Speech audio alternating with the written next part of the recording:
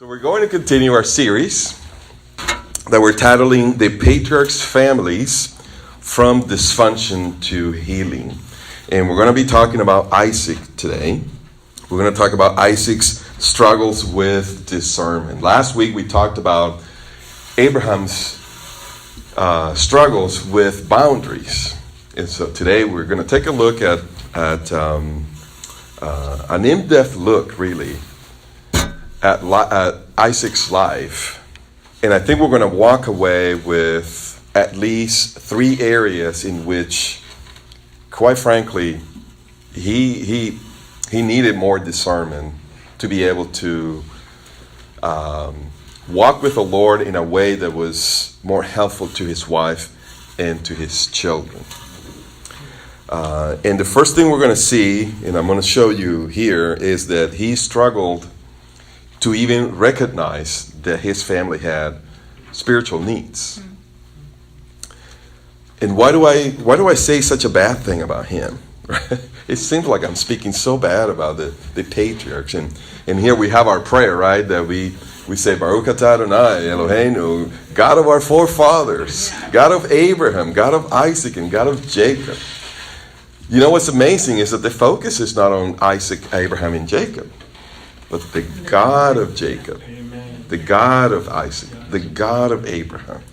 Because, truth be told, my life is actually even messier than Isaac, Abraham, and Jacob. Yeah, I didn't have all, the troubles, the problems are different culturally speaking. But we have some distractions and some lack of discernment and some struggles with boundaries.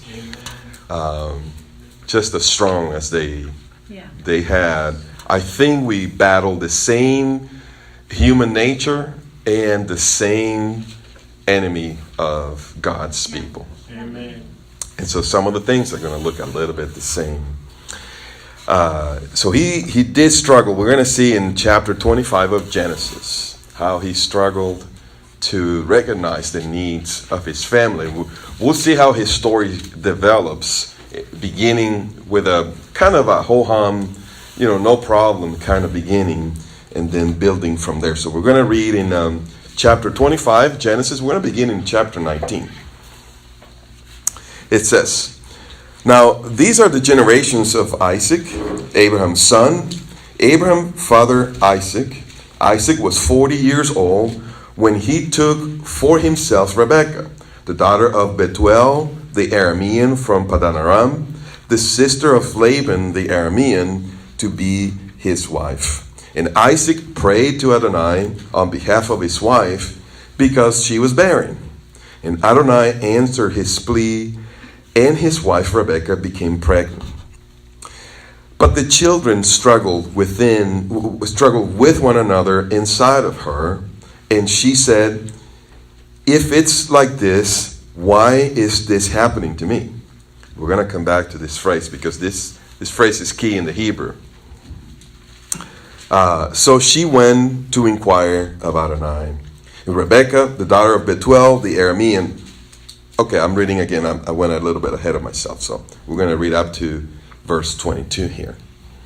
Now, the first need that Abraham kind of needed to recognize, that Isaac needed to recognize, the first need that was evident that we read in the text was the need for Isaac to develop Isaac. You see, Isaac had a pretty cush life. He had all the money he could ever need. He was 40 years old when he got married, so he was a bachelor for a long time. Very eligible. And that can spell good or bad. You see, he didn't marry one of the Canaanites. We see later on in his story that Esau, his son, marries actually 2 Canaanites, and that was disastrous for the entire family. Jacob's children also married Canaanites, most of them, and that also did not turn out very well for them. So Isaac has a long wait in his life, waiting for a wife. And that also could signal some of the characteristics that we're going to see a little later in Isaac's life.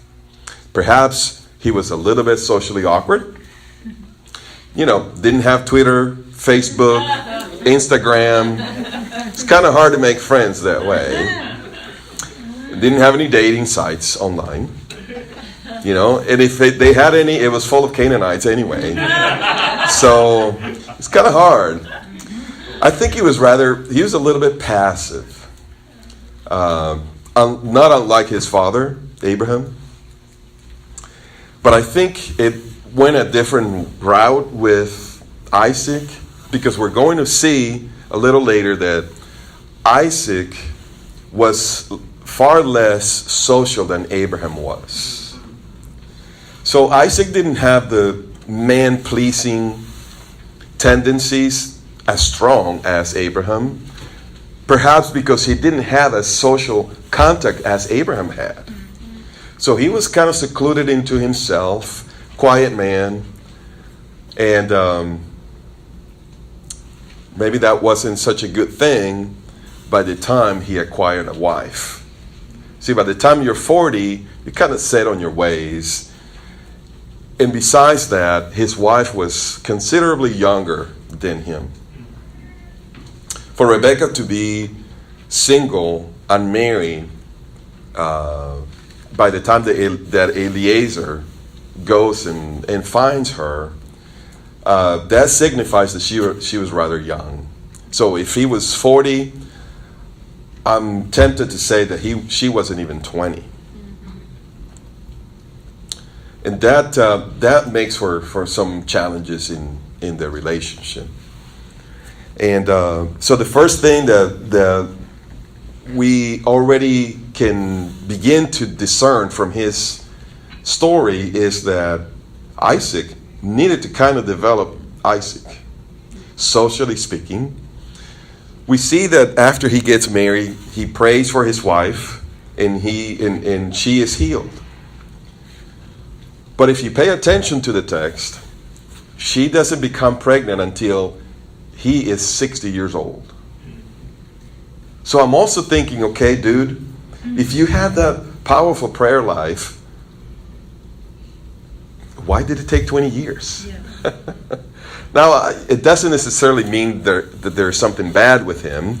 We know for Abraham, it took 25. Right? They didn't have a child until he was 100. And they went and received the promises when he was 75. But given the tendencies that we begin to see in Isaac, this was perhaps a little bit of a passive approach in him. When you go into an airplane, which some people stand up in the front and they tell you that should at any moment the cabin lose pressure, and that's when you pray really hard, a mask will drop right in front of you. And so the next thing they tell you is it's really hard. I think if you're ever in this situation, I would really have a hard time, where they tell you, put the mask on yourself first. And then they usually show a little child, right? And then you help other people. My tendency will be, I'm going to help my sons first. I'm going to help my kids first. But of what good would I be if 30 seconds into it, I can't breathe, he can't breathe? So there's a lot of wisdom in putting the mask on yourself. Well, as men, we have this responsibility to put on this mask ourselves, to take care of ourselves first, so to speak, spiritually speaking. We need to develop ourselves. We need to go before the Lord and allow Him to work in us in such a way that we can help others. Amen. I think this was one of the main areas in which Isaac, quite frankly, he struggled in this area. So Isaac has some challenges. He needs to develop himself. He also needs to obviously develop his wife. In verse 20, we read that Rebekah was the daughter of Bethuel, the sister of Laban. The sister of Laban. The text is telling us, is kind of in advance, showing us that Isaac is headed for trouble before Isaac knows it himself. See, we already know Laban because we read the text more than once. We already know, we already have a hint. Could it possibly be that Rebekah has some of the same struggles that Laban had? Who was Laban? If you remember in the story of Jacob, Laban is going to trample all over Jacob's boundaries. You see, Laban is the son of Bethuel, who is the son of Nahor, who is the son of Terah. Same dad as Abraham. So the same dynamic seems like it was passed down to Nahor's family that we see that started with Terah, that we saw last week, started with Terah, of trampling over people's boundaries. We see this with Laban. Could it be that Rebekah has the same problems? I think we're going to see a little later that she actually did. But at the beginning, everything is okay for Isaac's marriage for two reasons. He has no financial needs, and he has no children. That's why those years, for 20 years, their lives is absolute quietness. There is nothing. Just the fact that she was barren. Nothing else. They had no problems for 20 years. So here he is married to this young girl. I believe in his mind, he's thinking, she's so beautiful, she's so pure, we have no problems.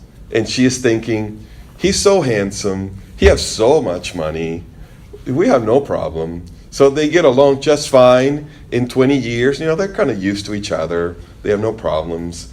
So they kind of take things for granted. And I think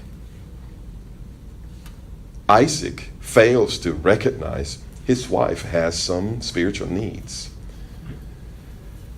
And he never works at developing her.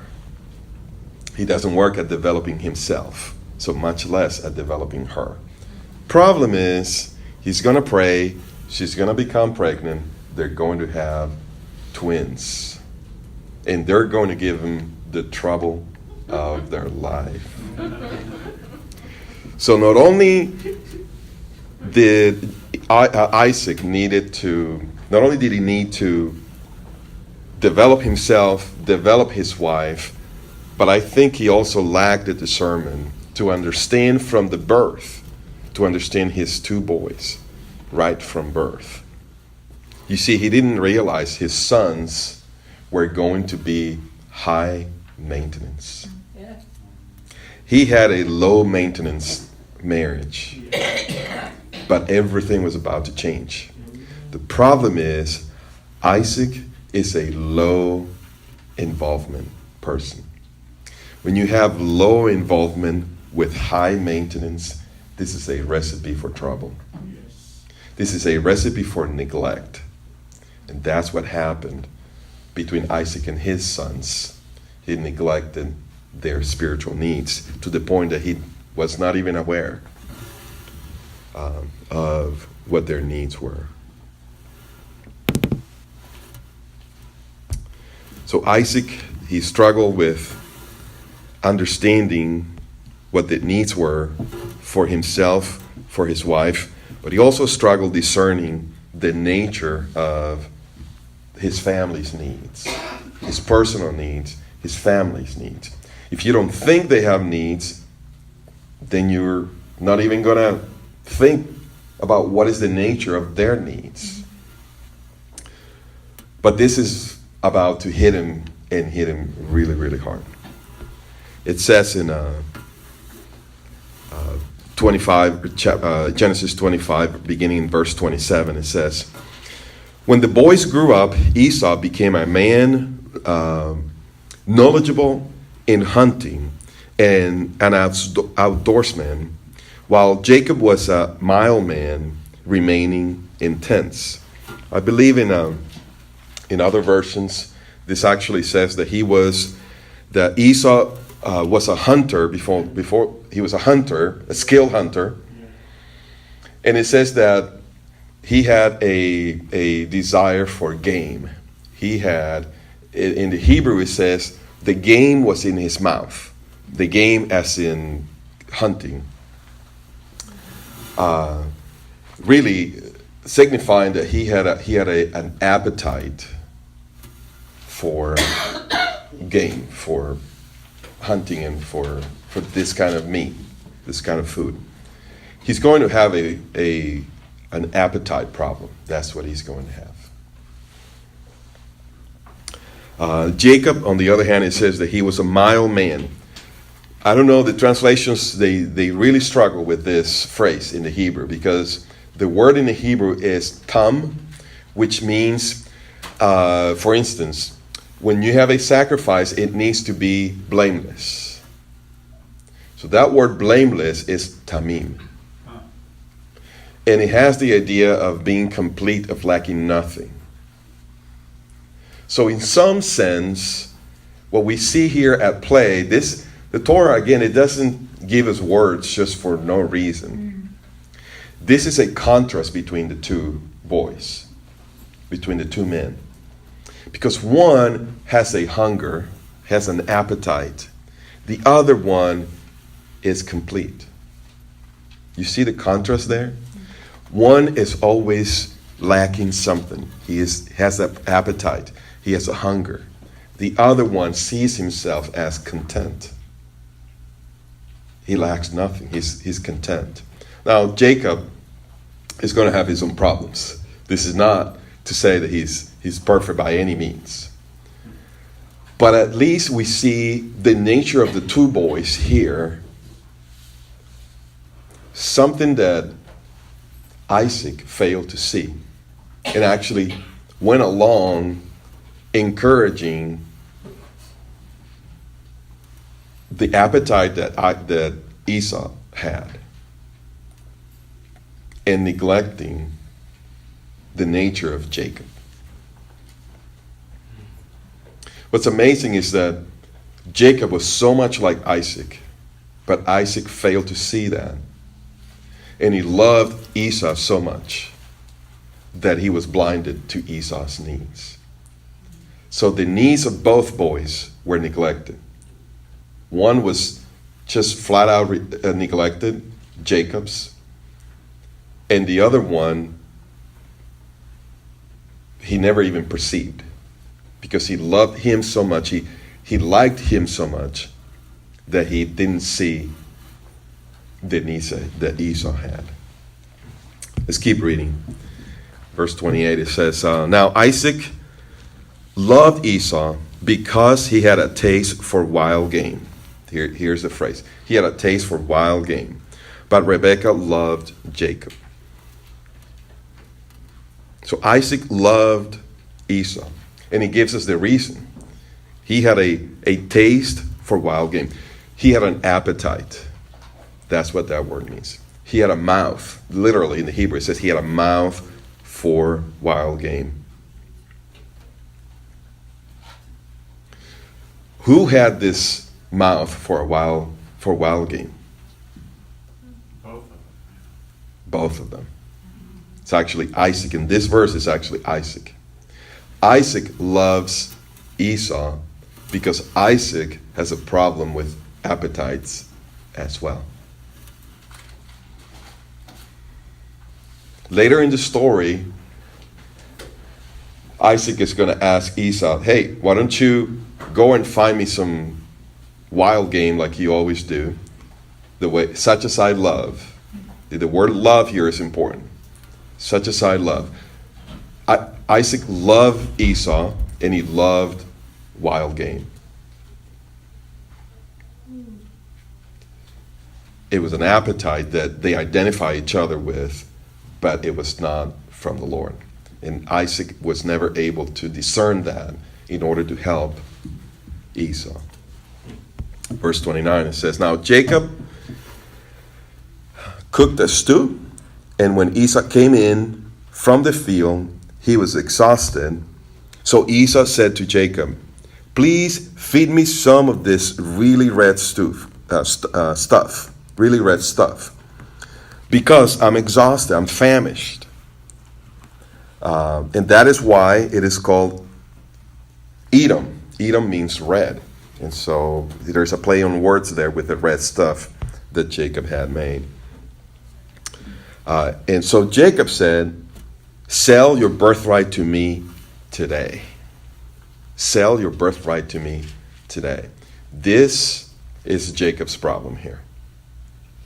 This is the nature of Jacob's need. You see, Jacob, when you see, look at the, let's read the rest of the passage so we can see Jacob in a full picture. It says, Esau said, Look, I'm about to die. Of whatever use is this to me? A birthright? So Jacob said, Make a pledge to me now, today. And the Hebrew says today. He uses the word today twice. Make a pledge, swear to me today. So he made a plea to him. He swore to him and sold his birthright to Jacob. Then Jacob gave Esau bread and lentil stew, and he ate and drank, then got up and left. And so Esau despised his birthright. So Esau is spiritually blinded, just like Isaac was spiritually blinded to Esau's problem. But Jacob looks here like someone we also know. Jacob is taking advantage. If this was actually a contract, if you present this contract today to a court of law, you may come close to actually invalidating this because of attenuating circumstances. You see, Jacob took advantage of Esau. Esau was in no frame of mind. He signed a contract under some influence. Let me put it that way. He was in no frame of mind to enter into a contract. Now, he's a grown man. He knew what he was doing. The contract is legal. But that doesn't exempt Jacob from being responsible for what he did. He took advantage of someone that was in a very low state spiritually. That's not how God wanted to give Jacob the birthright. That was not the way. But Jacob here looks like Laban. He looks like Laban, taking advantage of someone in their moment of need. And look at the skill that he shows here. He says, swear to me today. Sell it to me today and swear to me today twice. He's a salesman. He's closing the deal today. Sign it today. Give me your card today. He was skilled at this. Where did he learn this? His mom. His mom. We're going to see again his mom in full display. He learned it from his mom. And where was Isaac during all this time? See, Isaac did not develop Rebekah, so she didn't get to deal with her stuff. And it was passed on to Jacob. He wasn't paying attention to Rebekah. He was much less paying attention to Jacob. But Esau had all his attention because they shared an appetite. This is one dysfunctional family.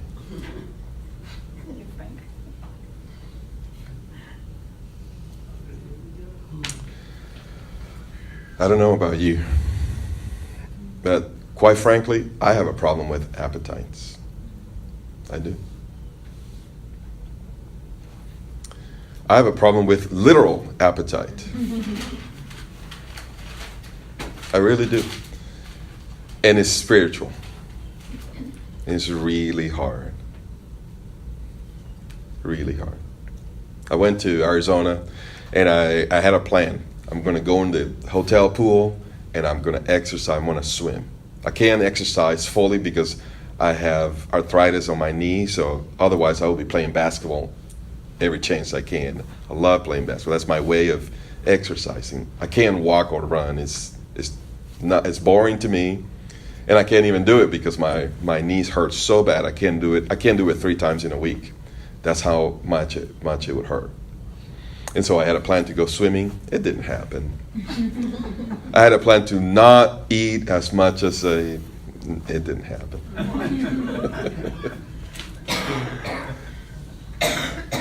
And my doctor told me last March, if your numbers are not improving when you come back, we're going to have to give you some medication. I hate medication. I am not going to take medication.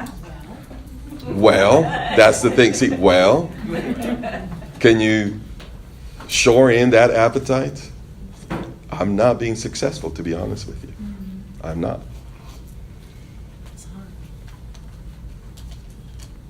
Isaac had the same problem. And it was so strong, it blinded him spiritually. You see, when it says that Esau was a man of the field, this is significant. It's very significant. We read in Genesis chapter 2 about the field. Chapter 2, verse 5, it says, "Now no shrub of the field was yet in the earth, and no plant of the field had yet sprouted." Notice the word field twice. "For the Lord God had not sent rain upon the earth." That's the flood. So the flood had not taken place. "And there was no man to cultivate the ground." Now, this word cultivate is the same Hebrew word when the curse came. And the Lord says, you will now work the ground, serve the ground. You will be a slave to the ground. It was a curse upon the ground that he pronounced on account of Adam's sin.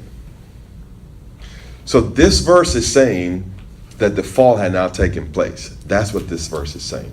It's saying this was before the flood. It was before man was cursed. And it was before there was any plant out in the field. Well, what is the field then? Well, the field is outside the garden. So man was in the garden. No fall had taken place. No sin yet. They didn't have to cultivate anything.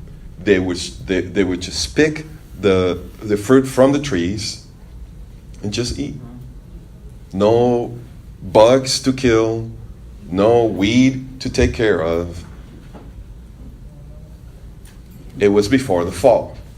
So the field, now we take this knowledge of what the field means in Genesis 2, and we apply it to Esau. Esau was a man of the field. The field in Genesis implies living outside of the presence of God.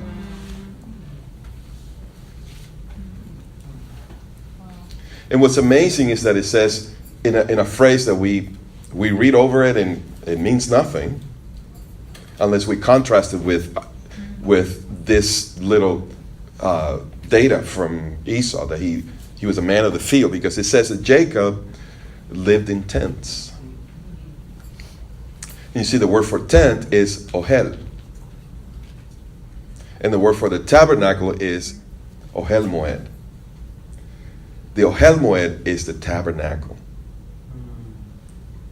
Is where the presence of God is. So, of course, we're before the tabernacle, right? This is Jacob, this is Genesis. But the astute reader of the Torah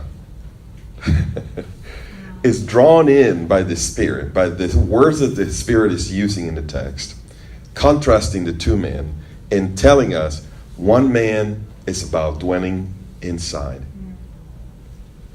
hinting at the presence of God, and the other one definitely dwells outside of the presence of God. And all of this went right over Isaac's head. He didn't understand the spiritual nature of the needs of his two sons. If you needed more evidence, it says that the serpent was the more crafty than any of the beasts of the field. That's what you find in the fields. You're going to hear Satan speaking to you. What about Rebekah? Well, it says, now Rebekah was listening when Isaac was speaking to Esau, his son. That's almost illegal. She wasn't supposed to be listening to this. I think she was watching for this, looking for this. And she did it. It says that, so while Esau went to the field to hunt game to bring in, remember this is, Isaac asked him, go out and come in so that I can bless you, so I can give you the blessing. Rebekah said to Jacob, her son, look, I heard your father speaking to your brother Esau, saying, bring me some game and prepare me a delicious meal that I may eat and bless you in Adonai's presence before my death. So now, my son, listen to my voice. So now it's Rebekah speaking. Now, my son, listen to my voice. You see a problem with this? Now, my son, listen to my voice. Listen, Shema, to my voice. She's not pointing him to hear God. She's taking the place of God. This is what people with boundary problems, with boundary dysfunctions do. Listen, I know better. I know what's good for you. So do as I'm telling you. Instead of pointing you to God and say, what are you hearing from the Lord? Well, do what he says. But she says, now my son, listen to my voice, to what I'm commanding you. See, she has these boundary issues too, just like her brother Laban. Go now to the flock and bring me 2 good young goats from there, so that I may prepare them as a delicious meal for your father that he will love. Then you will bring it to your father to eat, so that he may bless you before his death. But Jacob said to Rebekah his mother, look, my brother Esau is a hairy man, but I am a smooth man. Perhaps my father will touch me, and he will take me for a mocker, and I will bring upon myself a curse, not a blessing. She's showing discernment here. And what does she do? She said, let your curse fall on me. Just listen to me. And go get them for me. This is the nature of Rebekah's problems. She's a manipulator. Mm-hmm. She has the same DNA that her family had. And Isaac couldn't discern that. He has a problem discerning the needs, the nature of the needs of his family. And he also has a problem to discern the victory they needed. He couldn't understand the victory that they needed. In Genesis 26 we read, so Isaac lived in Gerar. When the men of the place asked about his wife, he said, she is my sister. We already know this, right? This is the third time. For he was afraid. He was afraid to say my wife. Thinking, this is the important part, thinking the men of the place might kill me on account of Rebekah, for she is beautiful. They might kill me. Hold on to that. Then Abimelech called Isaac. This is later down in verse 9. He called Isaac and said, "Behold, certainly she is your wife. How then did you say she is my sister?" And Isaac said to him, "Because I said I might die on account of her." Chapter 27. It says, "Now it was when Isaac grew old, and his eyes were too dim to see," this is spiritual as well, "that he called Esau, his elder son, and said to him, 'My son, here I am,' he said to him. 'Look, I am old,' he said. 'I don't know the day of my death.'" You see a theme here? Fear of death. These people are going to kill me. I'm afraid they're going to kill me. I'm getting old. I don't know where I'm going to die. Let me tell you this. Jacob is going to leave because of what's going to happen here, right? He's going to go to Laban. How long is he going to be with Laban? 20 years. Isaac dies when Jacob returns, and they both bury their dad. Do you mean to tell me that Isaac for 20 years struggled thinking, "I'm about to die, I'm about to die, I'm about to die"? Isaac is under serious oppression, spiritual oppression. I'm about to die. This is something in our culture today. We don't say it to anybody. We keep it secret. But inside of us, we fear. Am I going to get cancer? Am I going to get this? Am I going to die? This is very real. Am I going to get in an accident when I leave home today? Even if I'm in my 20s and my 30s. Fear of death is very present and very real. This was getting to the core of this family's problems. Because they all had it. Look with me. It says,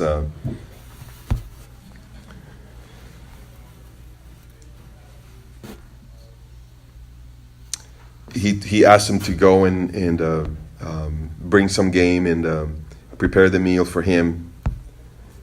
He says, again, "To bless you before I die." And after the whole incident with Jacob taking the place of Esau, Esau gets super angry, and he says, so Esau bore a grudge against Jacob because of the blessing with which his father had blessed him. And Esau said in his heart, "Let the time for the mourning of my father draw near." He's thinking his father's going to die. This is not going to happen for 20 years.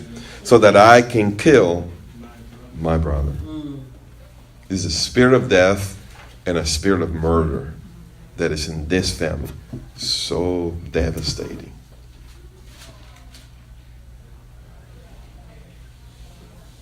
And we may think that we don't have this kind of problem. But remember, in the way we speak, we bring death. Even the way we speak to ourselves, we may minister death to ourselves. This is very profound. And watch this.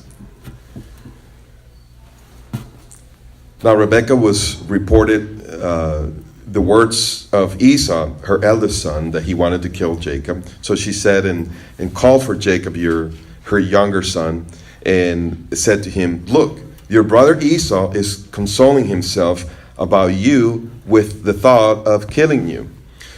So now, my son, listen to my voice again. Get up, flee to Laban, my brother, in Haran. Then stay with him for a few days until your brother's rage subsides, until your brother's rage turns away from you and he forgets what you've done to him. Then I'll send for you and get you back from there. Why should I lose both of you in one day?" She's already thinking, I lost him.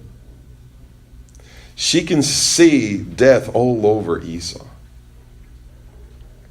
whether he was alive or not.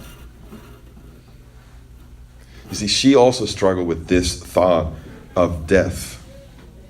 Look at this verse in chapter 27. It says, Rebekah said to Isaac, this is after Esau gets married with the 2 Canaanites, and they are driving them crazy. And she says, I am tired of living. I'm tired of living because of the daughters of the Hittites that Esau had married. If Jacob takes a wife from the daughters of Het, like these, from the daughters of the land, what good will my life be to me? Might as well die. You see, they talk of death so much. They are under such a severe oppression with the thoughts of death and murder. What about us?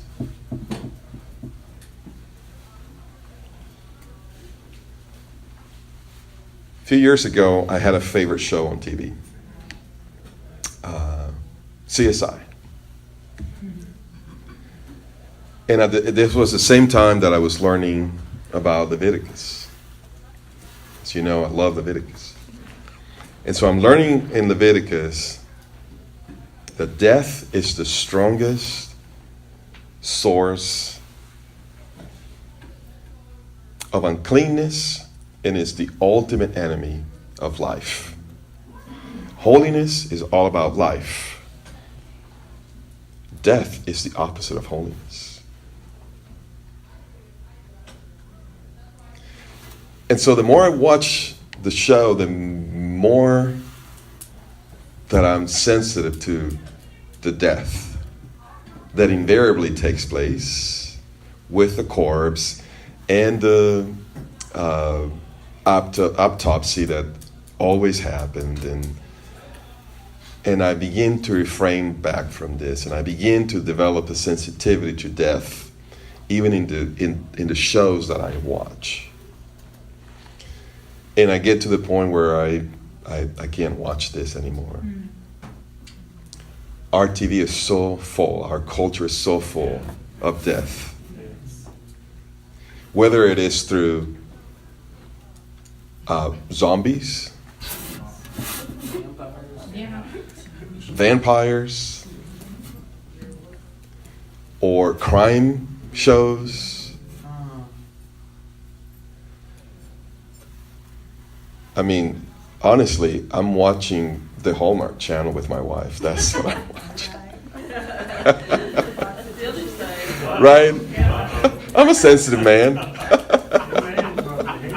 You're doing it just for me. Just for her, yeah. Just to keep her company. That's when, obviously, in the baseball off season, of course. I do have my own struggles. And don't you talk to me about it. No, just kidding. All right. So, Isaac's struggles, very telling, very compelling, very real to us. And my prayer is for the Holy Spirit to take us deeper into understanding the things that they struggle with, because obviously we do have the same nature and the same enemy, and we deal with very similar things. So my prayer is that we gain insight out of their lives and gain skills into dealing with the things that we deal with. For us, for our families, husband, wives, children, so we can have discernment and really develop ourselves, each other, and meet the spiritual needs that we see around us, especially in our home. Let's pray.